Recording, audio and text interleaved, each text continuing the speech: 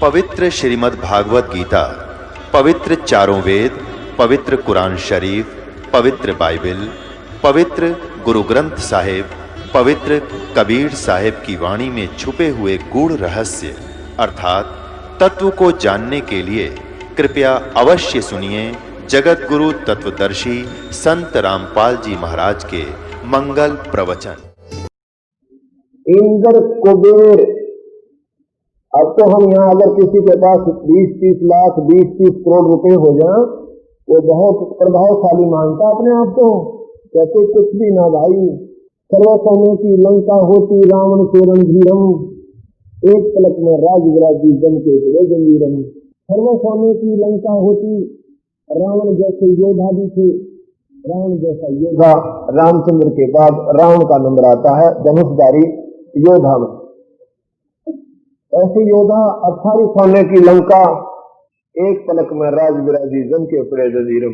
एक पलक में, एक पूर्ण भक्ति के बिना, क्योंकि ऐसा नहीं कि रावण भक्ति नहीं करता था, रावण जैसी भक्ति मेरे ख्याल में कोई कर नहीं सकता। अपने भगवान शिव के चरणों में अपनी गर्दन काट के चढ़ा देना ये छोटी भक्ति नहीं है, लेकिन जैसा उसने मांगा भगवान ने उसके धन से परिपूर्ण कर दिया, उसका शीश बख्श दिया और फिर सोने की लंका दे दी, बख्श दी उसको। लेकिन भाई पूरी भक्ति सतनाम की भक्ति बिना कुमत जीव की जाती नहीं। और जिसके परिणाम स्वरूप उसने कितना भयंकर काम कर दिया कि एक अपनी मां को उठा ले गया। सीता जो है ये लक्ष्मी की का अवतार है और ये 3 लोक की जननी है। अपनी मां को उठा ले गया, यानी सीता जी को उठा ले गया एक सत्संग की कमी के कारण, सतगुरु के ज्ञान की हीनता के कारण। और कहते हैं सब सोने की लंका होती रावण से रणधीरम, एक पलक में राज विराजी जम के पड़े जजीरम। तो यहां कहने का मेरा तात्पर्य है कि छोटी मोटी हम इस धनाढ़ होकर के अपने आप को भूल जाते हैं और फूल जाते हैं। कहते हैं तो कुबेर भी रहा, कुबेर धन का देवता, यानी तीनों लोकों का जो सामूहिक खजाना है उसके ऊपर भी तेरी प्रभुता रही, तो वहां कुबेर बनकर भी रहा। ईश माने ब्रह्मा विष्णु महेश भी तुम बन चुके हो। ईश माने भगवान, ब्रह्मा विष्णु महेश की पदवी पर भी हम और आप रह चुके हो। अब ये बातें गले से नीचे उतरे को ना, क्योंकि हम ब्रह्मा विष्णु महेश को एक अमर मानते हैं, अविनाशी मानते हैं। ये हमारी गलत धारणा है, अल्प ज्ञान है। गीता जी में लिखा है कि जब कल्प अंत होगा ब्रह्मा भी मरेगा, विष्णु भी मरेगा, शिव भी मरेगा, और ये लोक भी नहीं रहेंगे जिनके ये राजा हैं। क्या गीता जी को गलत मानते हो? कभी नहीं मान सकते।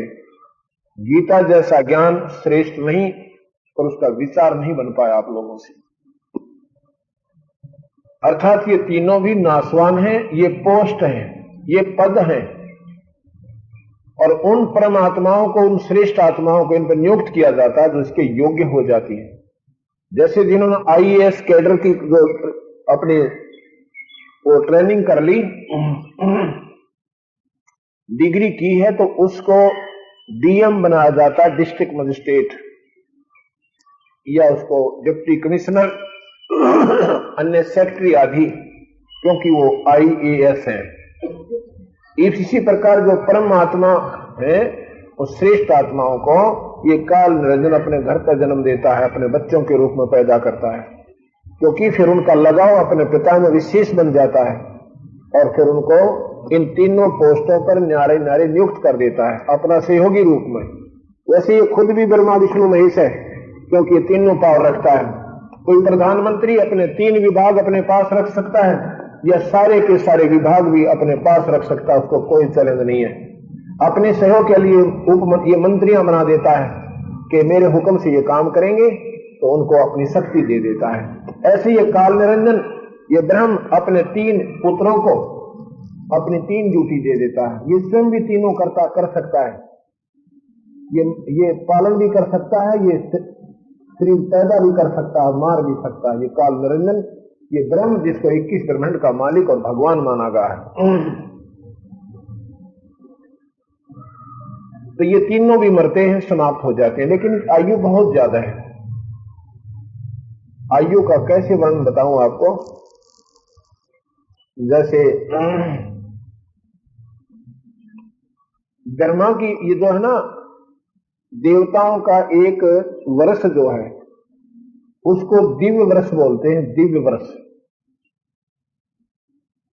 1000 चतुर्युगी का दिन, 1000 चतुर्युगी की रात, 2000 चतुर्युग, सतयुग, त्रेता, द्वापर, कलयुग, इन 4 युगों को मिलाकर चतुर्युग कहते हैं। ऐसे ऐसे 1000 चौकड़ी चतुर्युग और फिर 1000 दिन और रात बनते हैं। इनका एक दिन बन जाता है देवताओं का।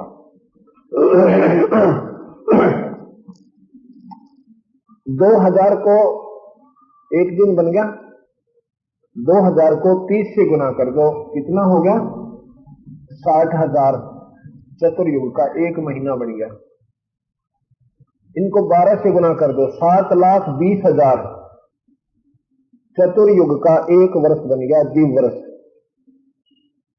चतुर्युग, एक युग में लाखों वर्ष, तो हिसाब लाना, ये एक दिव्य वर्ष बन गया। तो ऐसे 100 वर्ष की आयु ब्रह्मा जी की है। और ब्रह्मा भी अंत होगा, क्योंकि वो तो निर्धारित आयु है। और 700 वर्ष की विष्णु की है।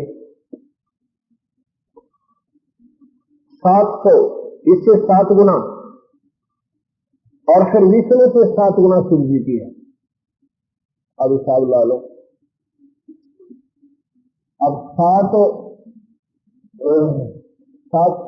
वर्ष दिव्य वर्ष की आयु विष्णु की, और 7 को 7 को गुना कर दो, ये 4,900, यानी 4900 वर्ष की दिव्य वर्ष की आयु शंकर भगवान की है। लेकिन फिर भी ये मरेंगे, अंत होगा। एती उम्र बुलंद मरेगा अंत रे, तुम्हें सतगुर लगे ना कान न भैसे संत रे। तुम्हें वो सतलोक के मार्गदर्शक कोई संत नहीं मिले, जहां पर जाने के बाद जीव का कभी मरण नहीं होता, वहां पर फिर दोबारा जीवन नहीं है।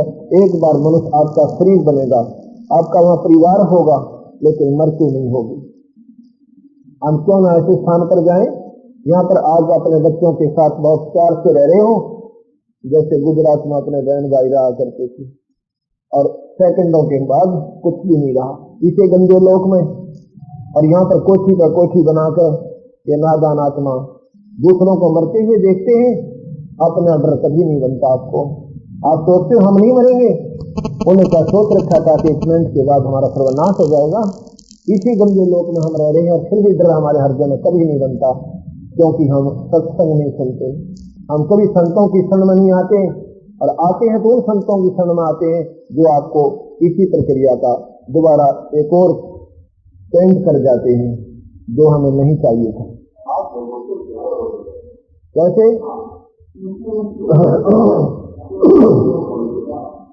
तो ये हिसाब लगाना कि जब ये तीनों मर जाते हैं, फिर ये काल निरंजन नया ब्रह्मा स्थापित कर देता है, नया विष्णु रख देता है, और नया शिव जी को वहां पर अपने पुत्रों के रूप में पैदा करके फिर रख देता है। ऐसे कल्प के अंदर ये कई बार ब्रह्मा विष्णु महेश मर लेते हैं, और अंत जब होता है कल्प का, तो ये सब स्वर्ग और लोक ये सब समाप्त हो जाते हैं, यहाँ पर कुछ नहीं रहता। इंद्र कुबेर ईश की पदवी और ब्रह्मा वरुण बनवाया। ब्रह्मा वरुण जल का देवता होता है, धर्मराय न्यायाधीश, यहाँ का न्यायाधीश है। और लोग विष्णुनाथ के पुर को पहुंचा तो फिर अपूछा आया, और विष्णु जी के लोक में भी चले गए अच्छे पुण्य करके, और फिर भी बुरा वापस आ गया। अर्थात तेरा जन्म मरण छूटा तुमने, क्यों नहीं छूटा? क्योंकि तुझे वो निर्गुण मार्ग नहीं मिला, सतलोक का मार्गदर्शन आपको कोई कर नहीं पाया। आपने यही पूजाएं की, ब्रह्मा विष्णु महेश तक की, माता तक की, और निरंजन ब्रह्म तक की, निराकार ईश्वर तक की। इसमें जन्म मरण जीव का निष्ठा नहीं, इसमें 84 नहीं छूटती। कभी सार के मार्ग से आपको पूर्ण छुटकारा मिलेगा और पूर्ण मुक्ति मिलेगी। क्या कहते हैं? असंग जन्म तन मरचा हो गए जीवित क्यों ना मरे रे, ये द्वादश मद महल मत बोरे बहुर ना दूध है। असंग जन्म तन मरचा हो गए मरे रे, और द्वादश मद महल मत बोरे बहुर ना दूध है रे। जीवित कैसे मरना है? अब मन पापी चाहता है कि क्या करेंगे सत्संग में, बढ़िया फिल्म आई हुई है देख लेते हैं कि सिनेमा टीवी पे, फिर मन में आता है कि चलो रिश्तेदार के पास घूम के आते हैं, फिर कहते हैं फलाने वहां जाकर के गोटी छुट्टी लगाते हैं, दारू दूरू पी लेते हैं। ये मन जो है इस जीव को ऐसे नजर रहा है। जिन्होंने अपने मन को जीवित मर गए वो उन सलीमों को छोड़ के संतों के विचार जरूर सुनने आते हैं, अपनी बुराइयों को त्याग देते हैं, हुक्का बीड़ी शराब मांस तम्बाकू कभी प्रयोग नहीं करते, तो वो जीवित मर चुके हैं। जीवित मरना यही होता है कि कुबद ना करें, भक्ति में ध्यान रखें और अपने जैसा दर्द आपने हो ऐसा सभी को महसूस करें, ऐसा जीवित मुर्दा होता है। तो संत जीवित मरते हैं। भगवान ने जो दे दिया शुक्रिया, नहीं दिया उसका शुक्रिया, ये इच्छा मारनी पड़ती है जो ये जीव यहां से सफल होगा। गीता जी कहते इच्छा दासी काल की, इच्छा दासी गम की, इस काल की खड़ी रहे दरबार, या बरना गठरी रहे, कभी कार लेने में जी करे, कभी कोठी बनवाने में मन कर जाता है, कभी कुछ करने को, यानी सेकंडों में इसकी नाना प्रकार की इच्छाएं जैसे वर्ष के कोपल की क्या करें, ये नई नई उठती रहती है। संत इनको खत्म करना चाहते हैं, ये इच्छाएं को खत्म करना है। कहते हैं इच्छा दासी काल की, ये खड़ी रहे दरबार, ये पुण्य पाप दो वीर है, यह सब सकनी नार। अब कैसे कि पुण्य और पाप, हम पाप भी कर रहे हैं क्योंकि बिना किए हो रहे हैं यहाँ पर, और पुण्यों को हम करते हैं, ये पुण्यों की कमाई आपको स्वर्ग मिल जाएगी, क्योंकि हम इच्छा करके करते हैं। मैं स्वर्ग जाऊंगा, मैं ऐसे कर दूंगा, मैं ऐसा पुण्य करूंगा, मुझे ऐसा मिलेगा, ऐसा किया हुआ पुण्य आपका बेकार होता है। ये इच्छा जो देत है तो दान कहावत, और फल चाहे निकास का वो अमरापुर जाए। आप कोई धर्म पुण्य करते हो बिना इच्छा के कीजिए, उसका प्रतिफल मत मांगिए ईश्वर से। ईश्वर इतना बावला नहीं है कि आप जो कर रहे हैं उसका प्रतिफल मांगे। वो कौन सा भाई मेरे जैसा गरीब है कि कर्जा लेगा ना देगा आपका, वो तो पहले देगा आपको, क्योंकि आप मांगते हो वो नाराज होता है कि मैं अंधा समझता है, या मुझे दिखता तो ना तेरे को क्या आपत्ति आएगी। उस पुण्य को ना जाने आपको कहाँ लाएगा जा करके वो, और तेरी सारी बीमारी काट देगा, तेरे दुखों को निवारण कर देगा। कैसे? अब यहाँ पर हम थोड़ा सा उदाहरण साथ साथ देंगे आपको। ये इच्छा की निपुण आने वाले हमारे संकटों को अवॉइड करवाते हैं, उनको दूर करते हैं, उनमें हमारी रक्षा करती है। अगर हम इच्छा रूपी कोई दान करते हैं तो इसका प्रतिफल आपको देकर के भगवान आपको इससे कैंसिल कर देता है। जैसे आपने कोई मन्नत मांगी, हे माता या हे इष्ट देव हमारे लड़का हो जाए तो आपका ऐसे कढ़ाई करो, आपका ऐसे प्रसाद बांटो, वो प्रसाद आपने बांट भी दिया, कढ़ाई भी की, कोई धार्मिक अनुष्ठान भी कर दिया, तो वो बराबर हो गया, आपका लड़का हो गया, आपका कैंसिल हो गया, आपको आगे कोई इसका पुण्य नहीं है।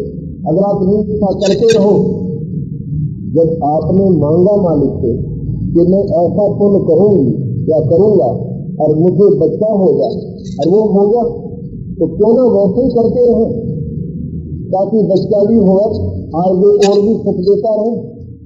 ये इच्छा जो एक है शैतान कहावत, फलचावा नहीं पासता, उसका फल नहीं का है अमरापुर जाए। कैसे? एक समय की बात है कि राजा द्रौपदी की लड़की द्रौपदी, क्योंकि पहले बच्चों को धार्मिक ज्ञान ज्यादा दिया जाता था, ये भौतिक ज्ञान, ये रोजी रोटी का ज्ञान नहीं था। केवल बच्चों को शिक्षा इसलिए दी जाती थी कि ये बच्चे इनके अंदर परमात्मा की आस्था कूट कूट कर इसी लोग भर दिया करते थे। और पहले कहा करते ये काम मत करते जो पाप लगेगा, डराते थे डरते थे, सच्चाई थी। लेकिन ईद जो पाप करने वाले काम में पहले करेंगे, धर्मालय करके पाप से करें तब उनके पाप देखांगे, क्योंकि हमारी गलती गिर गई। हमारे को बचपन में शिक्षा ठीक नहीं मिल रही, क्योंकि पहले ऋषियों के पास हमारे कुल गुरु होते थे। सभी ऋषियों के पास बच्चे छोटी आयु में जाना शुरू कर देते। बचपन से जब बोलना शुरू कर देता था बच्चा, लड़का या लड़की, सब ऋषियों के आश्रमों में जाते थे।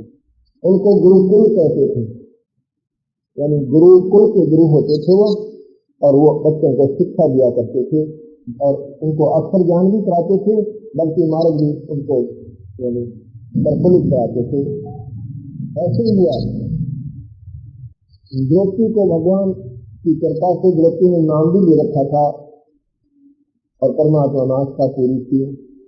एक दिन वो स्नान करने के लिए उनके पिता द्वारा निर्मित जनाने घाट में वहां पर स्नान करने जाया करती थी। सुबह सुबह साथ में हजारों सहेलियां होती थी, तो राजा की लड़की के साथ तो और भी साथ में बहुत सहेलियां हो जाती स्नान करने के लिए। उस जनाने घाट पर चली जाती है। सूर्य उदय होने वाला था। जब वहां पर वो पहुंची तो उन्होंने देखा एक महात्मा उस जनाने घाट से लगभग 200 गज की दूरी पर, 200 मीटर की दूरी पर, और गंगा में स्नान कर रहा है। जबकि वहां पर किसी व्यक्ति का आना यानी 4 किलोमीटर तक मना था।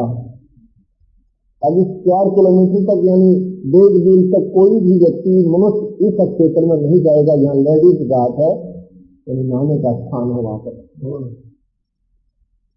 ये इंस्ट्रक्शन दी गई थी राजा के द्वारा, लेकिन वो अंधा था, उसको नहीं मालूम था कि कोई जनाना घाट है। वो जाके बेचारा और वहां स्नान कर रहा था। स्नान करते करते उसने देखा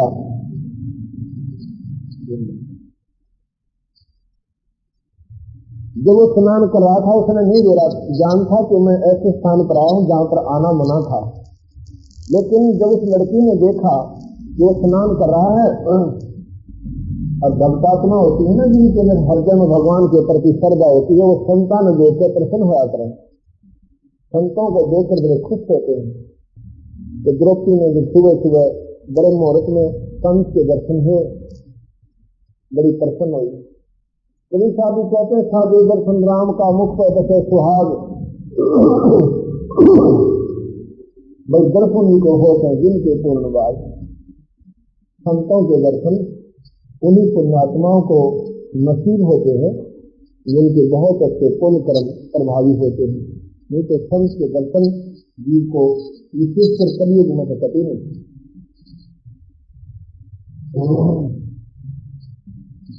कबीरा दर्शन संत का परमात्मा आवे याद, अब लेखे में वही सुने, बाकी क्या सुने बात। अब विचार करो कितनी गहरी बात कही है। आप सत्संग में आते हो, आपको ईश्वर याद जरूर आएगा। जितनी देर भी यहाँ रहोगे परमात्मा की सिवा आपके मन में कोई बात नहीं आती। तो घना हमारे भागों का होगा क्या विचार लाता रहेगा कि बच्चे पता नहीं आज वो टीफन लेकर गए कि ना गए, जरा के जुगाड़ियां भी जोड़ता रहेगा, इससे कोई लाभ नहीं होगा। सत्संग में आवा कभी एक रख होकर सत्संग सुने, अगर नहीं सुनने की समर्थता रहे तो उठ के चला जाए। देख यहाँ पर जो है विचारों को जरूरत जाने नहीं देगी। इतने में अब उस लड़की ने सोचा कि महात्मा स्नान कर रहे हैं, स्नान कर लेने दो, इनके स्नान के बाद हम भी स्नान करके इनसे बैठ के भगवान की चर्चा सुनेंगे, विचार सुनेंगे, आनंद आएगा।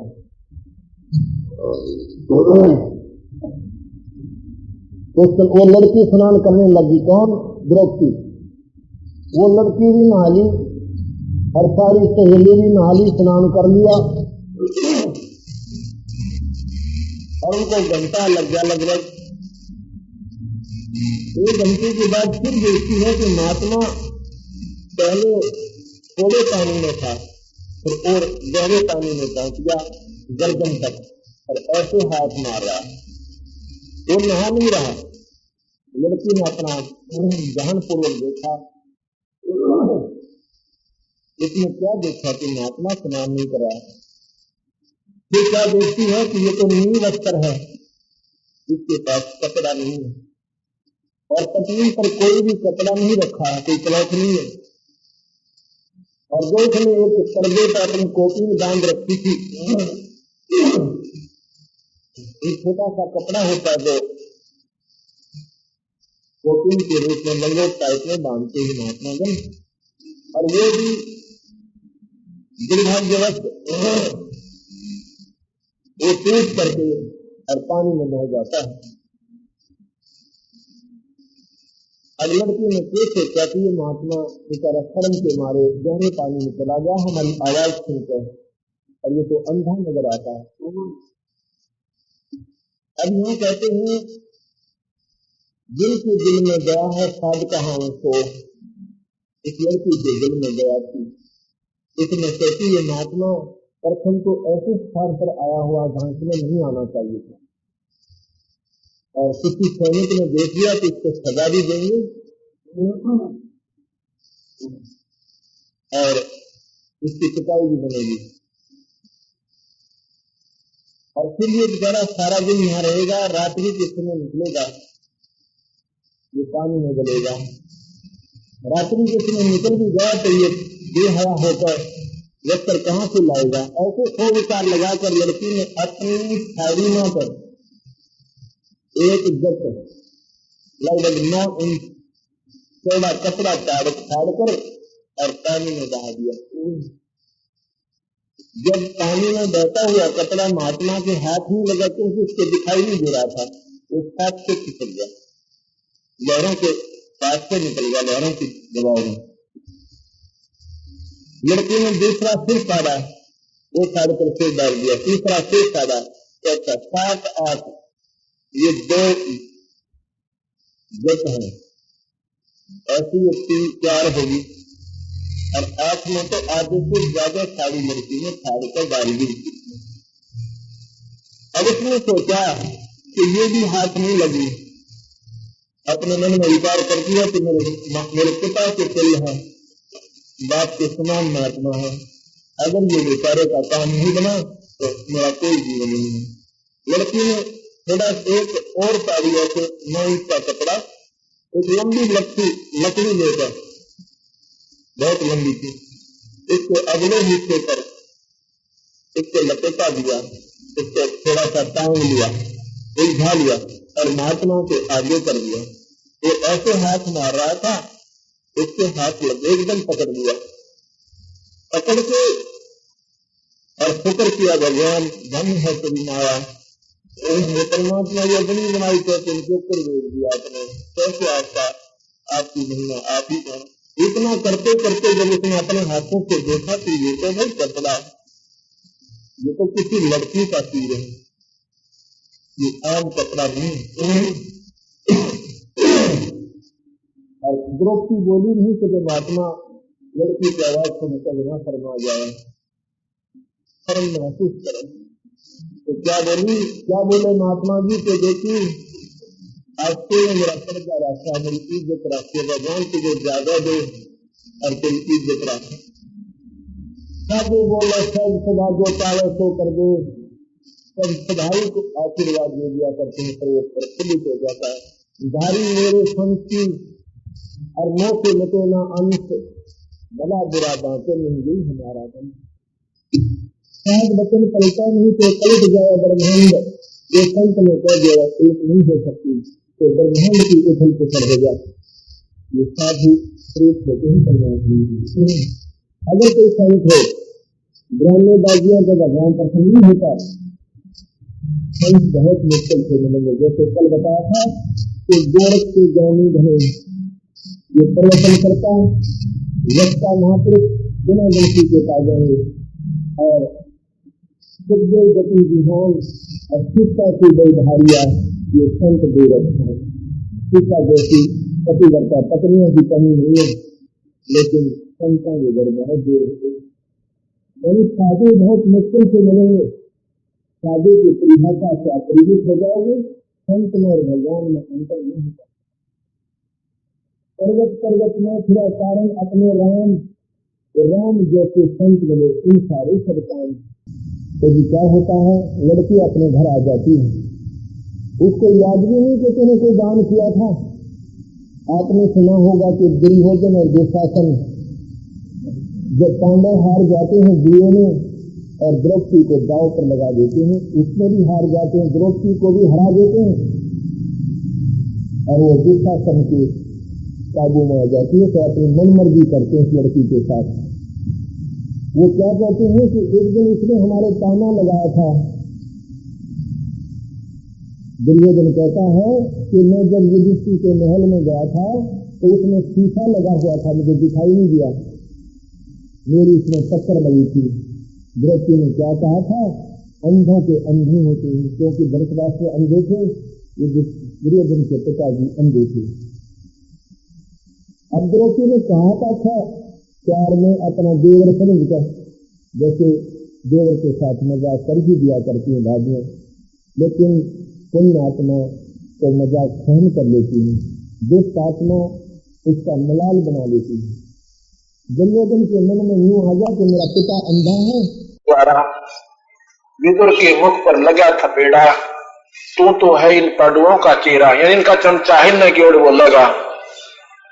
विदुर के तू तो है बांधी का जाया, कहते उस बात पर भीष्म द्रोण और कर्ण मुस्काया। अरे थोड़ा गजब वही हो, इस महाभारत में पढ़ते भी हैं, इसका तो आग लगा देनी थी इसे बुढ़े शास्त्र का, जिसमें इतने नीच व्यक्ति, इसे महापुरुष बैठे हैं, सामने लड़की को नंगा किया जा रहा, भीष्म पितामह जैसे जो दादा की पदवी पर बैठे हैं, और कर्ण जैसे योद्धा और गुरुदेव द्रोणाचार्य जैसे उस मलिन अन्न खा के दुर्योधन की उनकी आत्मा मलिन होगी। और जिसमें राजा जुआ खेला और सत्यानाश अपनी पत्नी को भी लगा दिया, धन है उसके, इन शास्त्रों को पढ़ा करते थे। जो राजा अपनी पत्नी को भी दांव पर लगा दे, आज तक हमने इतिहास सुना कोई ना किता। और फिर उसमें क्या कहते हैं, भीष्म पितामह भी नहीं चल सकते, और ना द्रोणाचार्य देखते हैं और ना कर्ण देखते हैं। जब उसने कहा ना कि तू तो है बांधी का, अपने मुंह पर थप्पड़ मारा अपने चाचा के, किसने, दुशासन ने। विदुर के मुख पर लगा थपेड़ा, तू तो है पांडवों का चेहरा, तू तो है बांधी का जाया। इतनी घटिया बात कह दी अपने चाचा को, क्योंकि एक ही पिता की संतान थी, वो बांधी से पैदा हुआ था। तू तो है बांधी का जाया, भीष्म द्रोण और कर्ण मुस्काया। जब उसने ये कहा ना, तो इनका चमचा है और जो इनकी ओर बोलेगा, और तो बांधी का पुत्र है। वहां द्रोण भी हंसा, द्रोणाचार्य गुरुदेव जिसको गुरुदेव कहें, और भीष्म भी हंसा है, और कर्ण भी दांतरे काट रहे, मुस्काता है। इन्हें खड़ा हो जाना चाहिए थे, नीचात्मा तरफ अपने चाचा का हाथ कैसे लगा दिया। इन तीनों में से अगर एक भी खड़ा होकर कह देता ना, दुर्योधन के पैर नहीं थे, वो इतने बलशाली भी थे। भीष्म पितामह अकेला ही बहुत था, कर्ण अकेला बहुत था। तो यह गरीबदास जी कहते हैं, महाभारत में कहीं ना आडी तीछी, भीष्म द्रोण कर्ण ने कहीं ना आडी तीछी, ताते महाभारत में उनके संग में ऐसी बीती। ये तीनों कुत्ताड़ी मौत मारे गए थे। भीष्म पितामह बाणों से छान दिया गया था, द्रोणाचार्य ऐसे मारा गया था, कर्ण भी बाणों से छान दिया गया था, खत्म हुआ था। उन्होंने ऐसे समय पर अगर अपनी उस एक ऐसा की मदद नहीं की योद्धा होते हुए, तो जी फिर उसने देखा द्रौपदी ने कि ये जो सारे मैंने तक रखे थे, जिनको मैं अपना आसरा मान चुकी थी, मेरे रक्षक है, ये नकली थे, ये सारे मेरे ठीक नहीं थे। ना तो पतियों का सारा काम कर रहा, और न भीष्म पितामह द्रोणाचार्य कर्ण जैसे ये भी आज मुंह मोड़ चुके हैं। या कबीर साहब कहते हैं, बंधे से बंधा मिला वो छूटे कौन उपाय, कर बंदगी निर्बंध की जो पल में दे छुटा। हम तो इन बंधा का बंध रहे हैं, तो मर्यादा में बंध गए, को उसकी रोटी खाकर नीच हो गए, नीचे गर्दन कर दी। तो जब द्रौपदी ने आंख मीच के, हे परमात्मा तेरे बिना मेरा, इसको अनन्य मन कहते हैं, अनन्य, और साधना छोड़ दी, एक परमात्मा का आसरा लिया। और जब कहती है परवरदिगार कि तेरे बिना मेरा कोई नहीं, जब हम अन्य सहारों को भूल जाते हैं, जब वो सहारा देता है, वैसे वो सहारा आपको देगा नहीं। जब उसने उसको याद किया, अब यहां क्या होता है, जो हमने, हमारे ऊपर आपत्तियां आती हैं, कर्म के दंड आते हैं, अगर हमने कोई पुण्य कर रखा है, कोई धर्म का काम कर रखा है, कोई मंत्र जाप नाम ले रखा है, उसका हमारा रिकॉर्ड उस न्यायाधीश के दरबार में होता है, धर्मराज के दरबार में ऑटोमेटिक रिकॉर्डेड होता है। जब हम दुख होता है तो सभी रोते हैं और परमात्मा को याद करते हैं, लेकिन सबकी मदद नहीं होती। क्यों नहीं होती? कि उनका कोई पुण्य रिकॉर्ड वहां मिलता नहीं। जिसके पीछे की हुई पुण्य उसमें होंगी या उसका नाम लिया हुआ होगा, उसके प्रतिफल में परमात्मा उसकी रक्षा कर देगा। दुख में सिमरण सब करें और सुख में करे न को, और जय सुख में सुमरण करे दुख काहे को हो। सुख में सुमरण ना किया, फिर दुख में करते याद, कहे कबीरता दास की फिर कौन सुने फरियाद। द्रौपदी ने भगवान को सुख में याद कर रखा था और नी इच्छा के दान किया हुआ था। जब द्रौपदी ने पुकार की तो उसकी जो पुकार की, कसक की पुकार भगवान के दरबार में यानी धर्मराज के दरबार में पहुंची। वहां उसकी पुलों की फाइल खुल गई, जैसे कंप्यूटर में फाइल खोल दी जाती है, और वो चल पड़ी उस धर्मराज के सामने। वो देखता है कि इस आत्मा की पुकार मेरे पास आई है, इसका कोई पुण्य है ऐसा जिसके प्रतिफल में इसकी मैं रक्षा कर सकूं। अगर नहीं मिलता तो मर कुएं में पड़ गए, उसकी कोई मदद नहीं होगी। तो उसमें देखा कि इतना गजब का पुण्य द्रौपदी ने निस्वार्थ कर रखा है, नि इच्छा से किया हुआ है।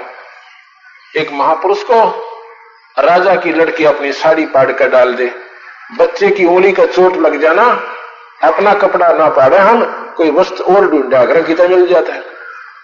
और उसने एक अजनबी के लिए अपनी साड़ी पाड़ कर डाल देना, तो इसको कहते हैं नी इच्छा जो देते हैं सो दान कहावे, और फल चावे नहीं तास का फिर अमरा फर जाए। तो वहां से क्या होता है, उसका पुण्य मिल जाता है किसी आत्मा का। उस समय जो संत भगवान संत रूप में आए हुए होते हैं, उस समय जो मौके पर वर्ल्ड एक समय में एक ही तकरीबन संत आते हैं जो भगवान तुल्य होते हैं। उस समय भगवान कृष्ण जो थे वो संत थे, और संत और भगवान एक होते हैं। जय उसमें गुण है संत वाले, संत और भगवान में अंतर नहीं होता। वो संत कहो उसे भगवान कहो, कहते संत साईं के लाडले, ये संत साईं के भगवान के लाडले होते हैं, और संत साईं के पूत। और वे संत ना होते जगत में तो भगवान जाता ऊत है। तो यहां कहते हैं वो ईश्वर भगवान यानी संत उस समय कृष्ण जी थे यहां पर।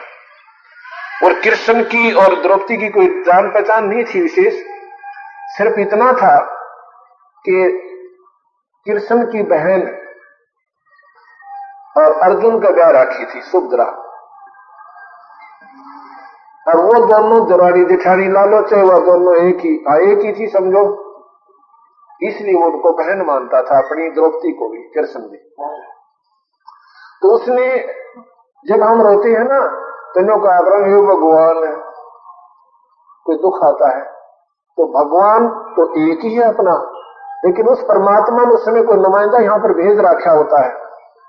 तो उसने जो दान किया हुआ था उसकी दान का प्रतिफल रिफ्लेक्शन वो भगवान कृष्ण के हृदय में हो गया। वहां से डायरेक्शन मिली इसको कि आप जाइए और उसकी मदद कीजिए गुप्त रूप में।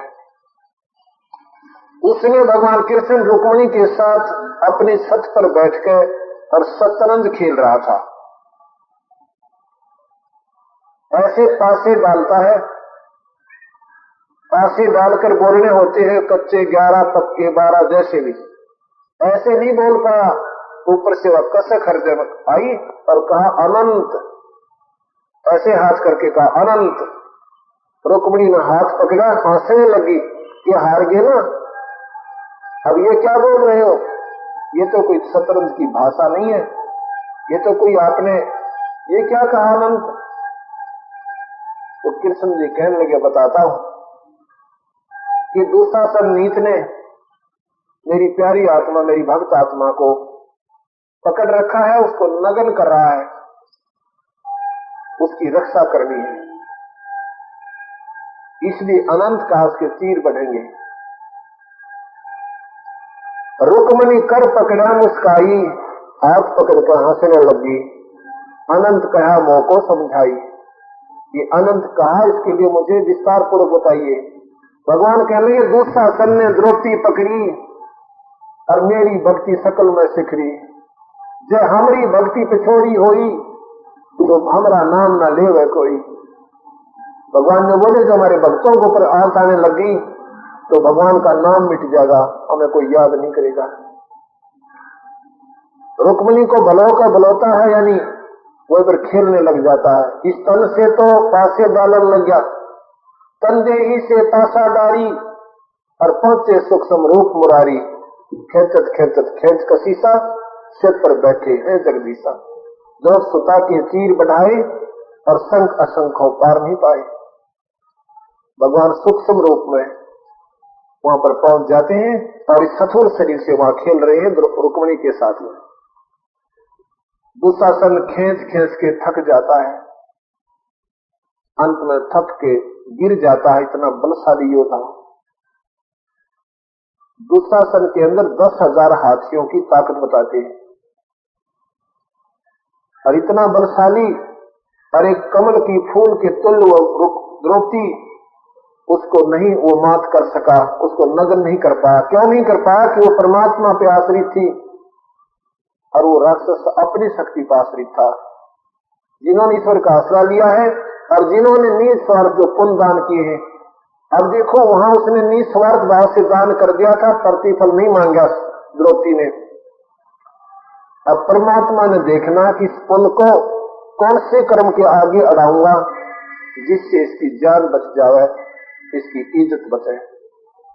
इसलिए हमने गीता जी में सुना है कि कर्म करता रहे और फल की इच्छा मत करो। ऐसे शुभ कर्म करते रहो, उसकी फल मत चाहो। भगवान ने देना है, उसने देना है, किसको कहां देना है। अब यह प्रश्न उठेगा कि कल आप कह रहे थे कि कृष्ण भगवान कर्म के दंड को काट नहीं सकते, और अब कब कहते हो कि उन्होंने ये ऐसा कर दिया। ये प्रारब्ध था, ये यों का यों लिखा हुआ था, ऐसा ही होना था, बिल्कुल ज्यों का त्यों। जितनी भी कहानियां हमारी हैं, जैसे आपको प्रमाण मिला होगा कि महर्षि वाल्मीकि ने 10,000 वर्ष पूर्व बता दिया था कि रामायण में रामचंद्र ऐसे होगा, ऐसे होगा, ऐसे होगा, ज्यों का त्यों हुआ। ऐसे ही कृष्ण जी के बारे में नारद ने बता दिया था कंस को, आकाशवाणी के द्वारा भी वैसे भी वहां आके प्रकट हो गया था कि तेरे मारने वाला तेरी बहन की 10वीं से 8वीं संतान होगी। और उस नादान ने यूं मालूम या तो सत्य मान ली कि मेरे मारने वाला होगा, और यह ना समझ में आई कि वो तो मरे भी जरूर होगा। उसने कह दिया तो टाल दिया कोई ना। देखो जहान पूर्वक सुना इन बातों को।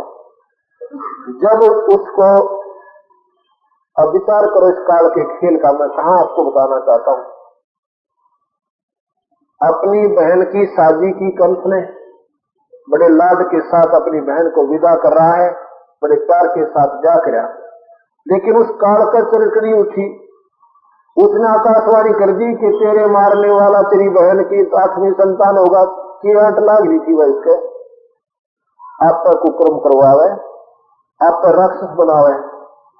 अब कंस ने जब यह सुनी, उल्टा रथ मोड़ दिया, एकदम बदल गया। और जब नो बेड़ा मूर्ख है, उस आकाशवाणी को तो सत्य मानता है, और न्यू देरा तेरा मारने वाला पैदा होगा तो मरेगा, फिर तेरी दाद भी गिरेगी। जब उसने आकाशवाणी सत्य है कि 8वीं संतान से तो मरेगा, तो उसने काल कैसे देगा कि तू मरे नहीं गा? या तो इसको भी सत्य मत मान और जाने दे, और सत्य मानता ये भी मान ले तो मरेगा तो मेरा मरेगा, कितना कोशिश कर लेना। पर कोई ना वो जी काम करी अपने हंगे में दोने कुकर्म और राक्षस की संज्ञा में आ गया।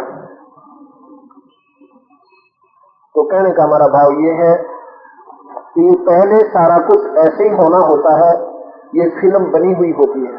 इसमें तो संत आते हैं पूर्ण परमात्मा के नुमाइंदे, वो इसमें चेंजमेंट कर सकते हैं, नहीं तो आप गाइडलाइन जो दे रखी है उसी पर चलते रहोगे।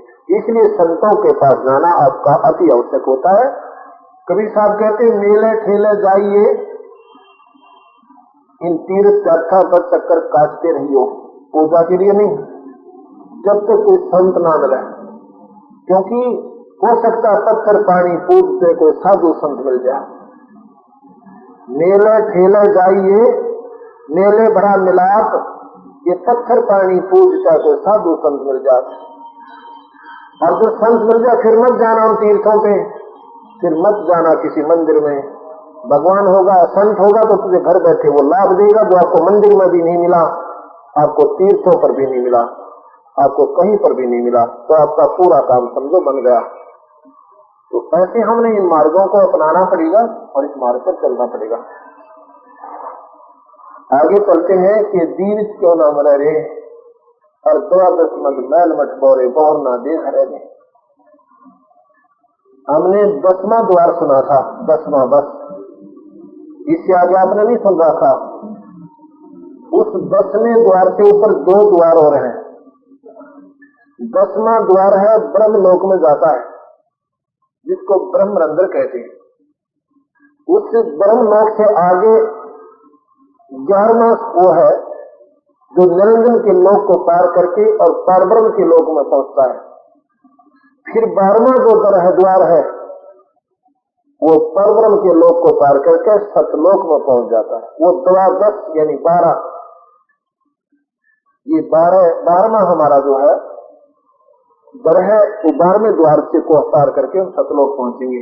10वें द्वार को पार करने वाले ब्रह्मलोक में जाते हैं, उसको ब्रह्मरंध्र कहते हैं। आगे बताते हैं दो दिक भी सभी ते देखे राजपाट की रसिया, और 3 लोक से तिरुपति नाही ये मन भोगी खसिया। आपने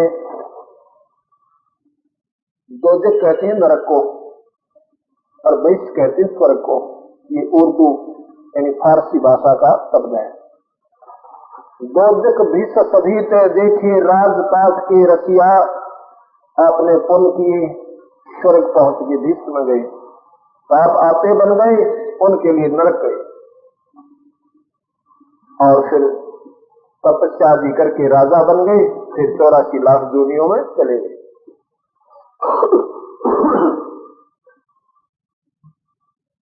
फिर क्या होता है, आपकी 3 लोक भी अगर आपको दे दिए जाए ना, 3 लोक का आपको राजा बना दे, ये मन सेटिस्फाई नहीं होगा, ये संतुष्ट नहीं हो सकता। आज कोई गरीब रिक्शा चला रहा है और वो यूं सोचते हैं भगवान कभी मेरे पास मोटरसाइकिल हो जाएगी। अगर उसके पास मोटरसाइकिल हो जाए कोई अच्छा, यानी ये जैसे ऑटो रिक्शा हो जाएगी कभी, तो ऑटो रिक्शा भी हो जाएगी, वो भी बांध लीजिए। उसके बाद वो सोचता है कि टैक्सी हो जाना, इससे दूर तक सवारी करो, अच्छा धनवान हो जाऊंगा, वह टैक्सी भी होगी। फिर सोचता कि कोठी बन जाए, बस मौज हो जाए, वह कोठी भी बन जाएगी। फिर सोचता कि 2 बच्चे हैं मेरे, एक नारी और बन जाए, कभी आप बच्चों को आपस में लड़ाई ना बन जाए, इतने उसकी टिकट कट जाओ गदा बना पावे, और उस कोठी के बराबर में ही खड़ा होने करते। तो यहाँ कहते हैं सतगुरु 3 लोक से तरपत नाही ये मन भोगी खसिया। सतगुरु मिले तो इच्छा मिटे पद्मल पदे समाना, और चल हंसा उस लोक पठाऊं जो आज अमर स्थाना। ऐसे कोई संत मिलेंगे, इंद्र का राज काग का बस्ता ना भोगा इंद्राणी नो, और सुख देता धुरंगा आयदा का ध्यान लगा निर्वाणी नो। बंदी छोड़ कहते हैं कि हमने इंद्र का राज भी काग की बीट के समान लगता है, और तुम यहाँ छोटे मोटे सुख को मानकर खुशी हुई करते हो। झूठे सुख को सुख कहे ये मानत है मनमोद, ये सकल कभी ना काल का कुछ मोह में कुछ बोध। यह कोई सुख नहीं है। इस 3 लोक में, इस ब्रह्मांड में कोई जीव सुखी नहीं है। भाई तन भर सुखिया कोई न देखा, जो देखा सो दुखिया हो। उदय अस्त की बात करते हैं, मन सबका किया विवेका हो, सबका किया विवेका हो। तन भर सुखिया कोई न देखा, जो देखा सो दुखिया हो। उदय अस्त की बात करते हैं, मन सबका किया विवेका हो, सबका किया विवेका हो। गाते भाग्य सब जग दुखिया, के गृहस्थी बैरागी हो। सुखदेव ने दुख के डर में, ये गर्भ में माया त्यागी हो, गर्भ में माया त्यागी हो। तन धर सुखिया कोई न देखा, जो देखा तो दुखिया हो। उधर अस्त की बात करते हैं, मन सबका किया विवेका हो, सबका किया विवेका हो।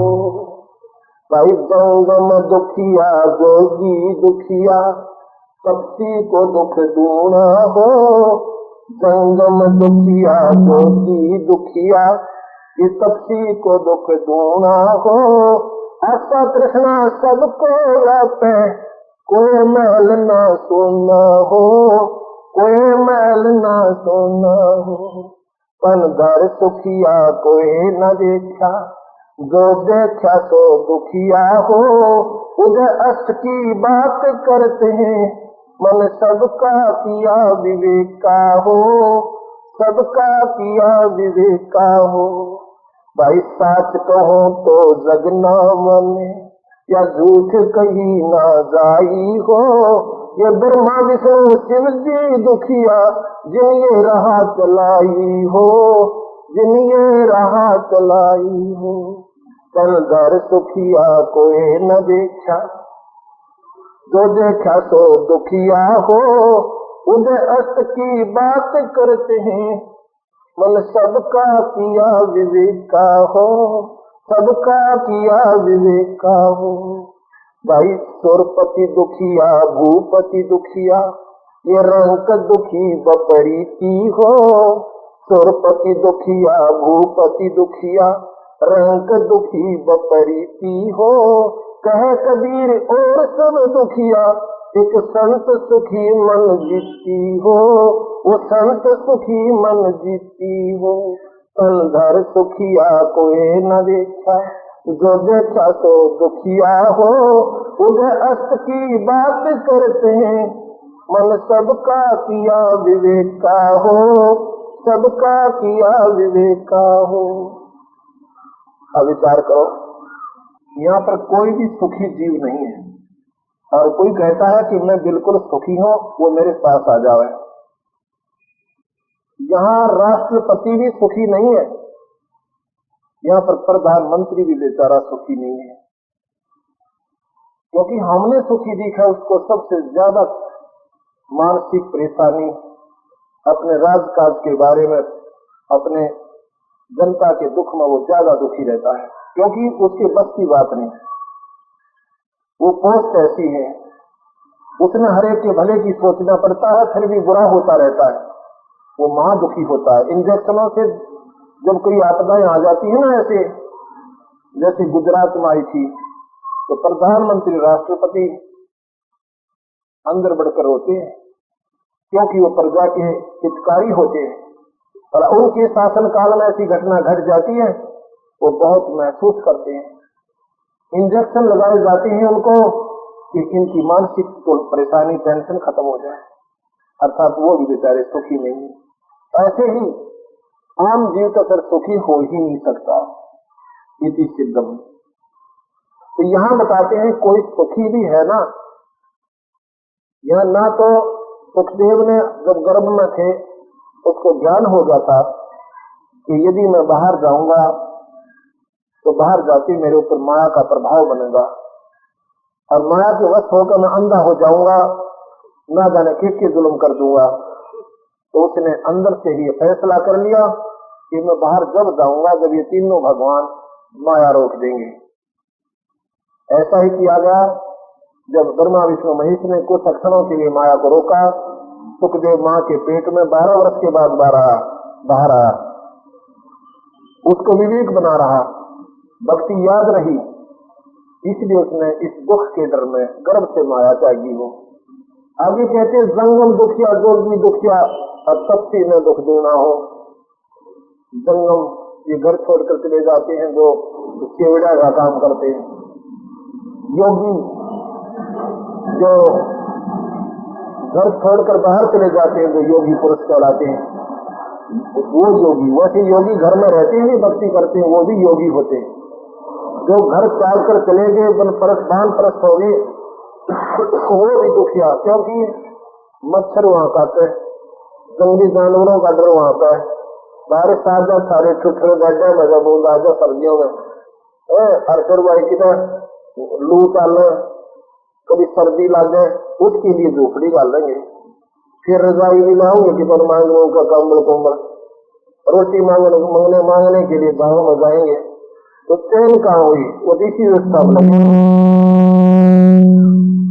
इससे अच्छा तो अपने घर में रहते और अपनी भक्ति ढंग से करते और पूरे संत से लेकर पार हो जाते, यानी वो भी सुखी नहीं है। थोड़ा तेज करो भाई। आगे क्या बताते हैं, ये सास कहूं तो जग ना माना, ये झूठ कही ना जाई हो, ये ब्रह्मा विष्णु शिव जी दुखिया जिनिया राह चलाई हो।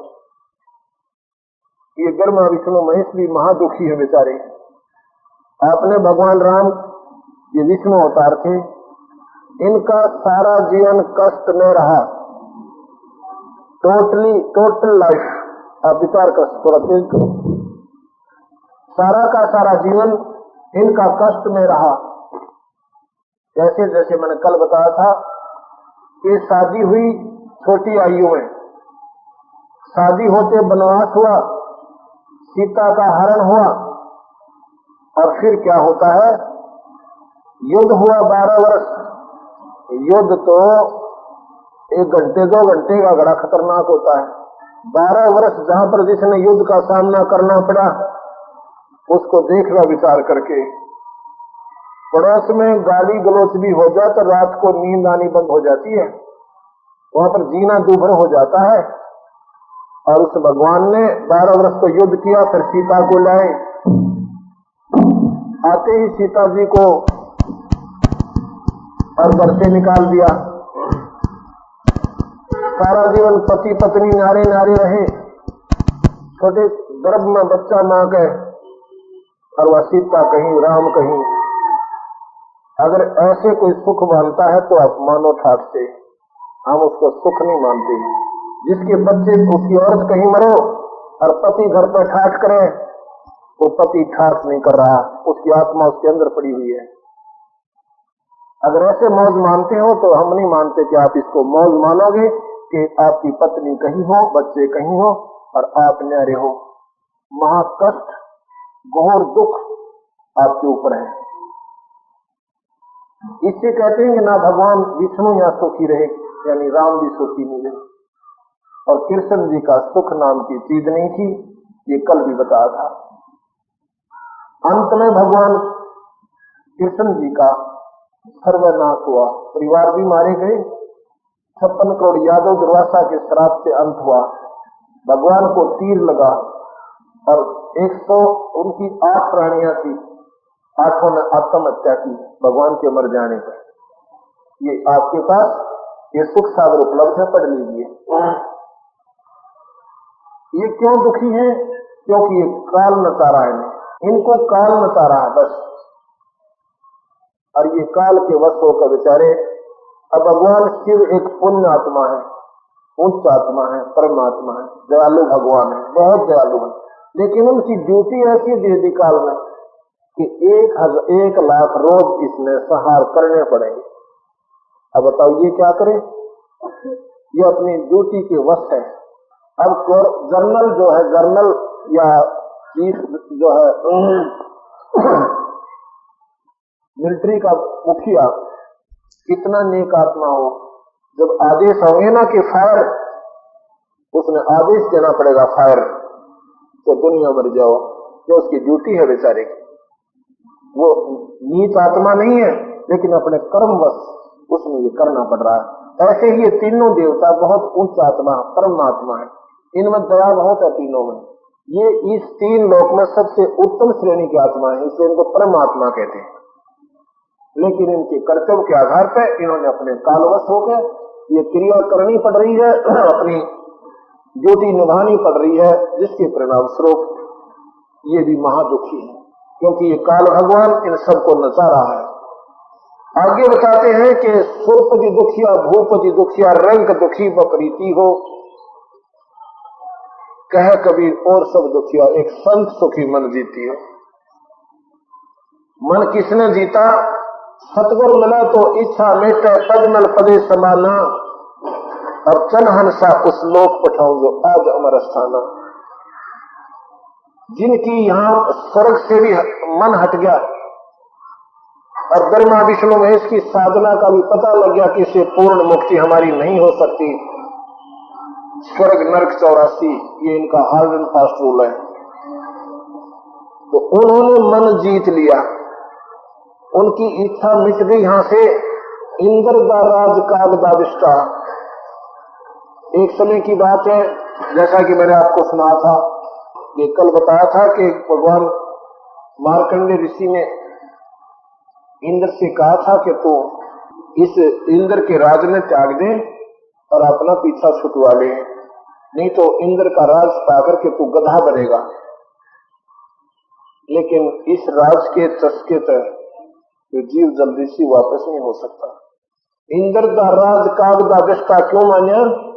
कि जिस राज को भोग कर वो प्राणी, वो मुखिया स्वर्ग का राजा गधा बने, इसे राज का हम क्या करेंगे, अर्थात उसे स्वर्ग की आवश्यकता नहीं। इसलिए हमारी वहां से भी वृत्ति हट गई कि हमें ना स्वर्ग चाहिए और राजा तो हम स्वर्ग का भी नहीं बनेंगे, या छोटी मोटी स्टेट का या कोई चेयरमैन, ये तो बनना क्या है, ये तो कुछ भी कोई ना, या सरपंच, ये तो कुछ नहीं है।